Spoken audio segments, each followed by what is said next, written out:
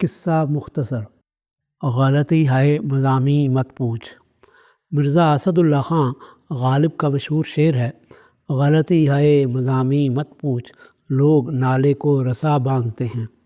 اس شعر کا مفہوم یہ ہے کہ محبوب کے بارے میں بہت غلط فہمیاں ہیں کہ وہ ہمارے رونے دھونے سے متاثر ہو جائے گا، مگر شعر پر کئی اعتراضات کیے جاتے ہیں۔ ایک یہ کہ غالب نے پہلی بار کسی شعر میں لفظ غلطی استعمال کیا، اس سے قبل ایسی غلطی کسی نے نہیں کی تھی۔ غلطی کے لیے بھی لفظ غلط ہی استعمال ہوتا تھا۔ میر کا شعر اس کی مثال ہے، غلط اپنا کہ اس جفاجو کو سادگی سے ہم آشنا سمجھیں۔ میر شریف آدمی تھے، اپنی ہی غلطی کا اعتراف کیا ہے۔ غالب بے مثل کی ادا دیکھیے، لوگوں پر بات ڈال دی، میر نے اسے غلطی نہیں اپنا غلط قرار دیا۔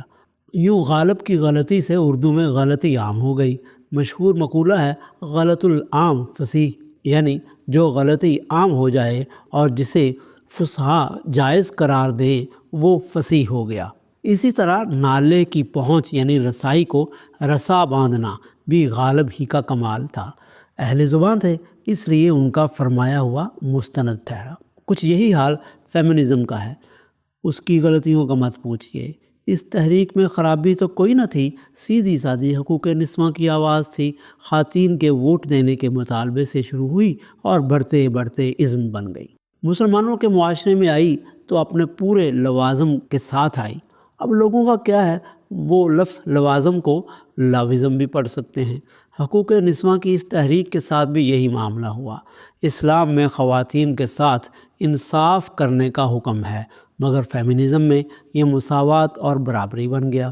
حالانکہ اللہ تعالیٰ عادل ہے، چنانچہ اس نے انصاف سے کام لیا اور عورت کے حالات کا لحاظ رکھا، اسے ایام خاص میں نمازوں اور روزے وغیرہ سے رخصت دی۔ بات مساوات کی ہوتی تو کوئی رخصت نہ ہوتی، مگر پروردگار نے عدل کیا اور ان پر بوجھ نہ ڈالا۔ برابری کی بات ہوتی تو ماں اور باپ کے حقوق برابر ہوتے، لیکن سب جانتے ہیں کہ ماں کے حقوق باپ کی نسبت 3 گنا ہیں۔ مزید یہ کہ زمانے کے چلن کا لحاظ کیا اور خاندان کی معاشی ذمہ داریوں کا بوجھ شوہر پر ڈالا، مگر غلطی یہ ہوئی کہ یہاں شوہر کے بجائے مرد سمجھا گیا۔ یہاں بھی دیکھ لیجئے، بھائی بہن پر قوام نہیں، بیٹا بیٹی پر قوام نہیں وغیرہ۔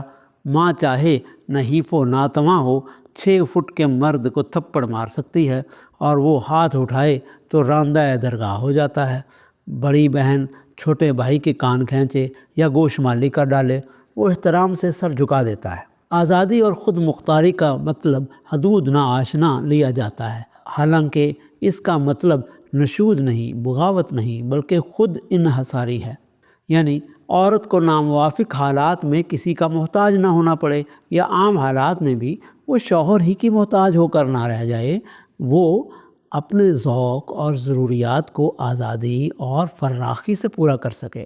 اسی طرح عورت جب بیوی بنتی ہے تو برصغیر میں روایت ہے کہ اس کے نام کے ساتھ شوہر کا نام لگا دیا جاتا ہے، جبکہ عربی معاشرہ ہو یا مغربی، وہاں طلاق و علیحدگی کی شرح بہت ہے۔ اب عورت تو اپنے شناختی کارڈ کی تصحیح کراتی پھرے گی، جبکہ حقیقت یہ ہے کہ عورت ہو یا مرد، اس کی قابل قبول شناخت اس کے قانونی باپ یا ماں سے منسوب ہونے سے ہے۔ ماں یا باپ یا شوہر پر اصرار اضافی ہے۔ پردے کے اعتراض کو بھی فیمنزم کے کھاتے میں ڈالا جاتا ہے، لیکن اصلاً یہ قرآن کے ناقص فہم کی وجہ سے ہے۔ علمی بحث سے قطع نظر یہ خدا کا حکم ہو ہی نہیں سکتا، عقلاً ہی محال ہے۔ پردہ خدا کی صفت عدل کے خلاف ہے، یعنی کہا جاتا ہے کہ عورت کو دیکھ کر مرد کو جنسی تحریک ہوتی ہے۔ اگر یہ درست ہے تو انصاف کا تقاضا ہے کہ وہ اس پر قابو پانا سیکھے، اپنی نگاہوں کے آگے کوئی ایسا فلٹر لگائے عورت کا چہرہ پوری طرح دکھائی نہ دے۔ یہ کہاں کا انصاف ہے کہ وہ اپنی کھجلی کو قابو میں رکھنے کے لیے عورت کو اپنا چہرہ کپڑے کی دیوار کے پیچھے دھکیل دینے پر مجبور کرے۔ اسی لیے قرآن چہرے کو جنسی اعضاء میں شامل نہیں کرتا، وہ یہ آداب سکھاتا ہے کہ نگاہوں کو مہذب اور پست رکھا جائے۔ اس کا فیمنزم سے کوئی تعلق نہیں۔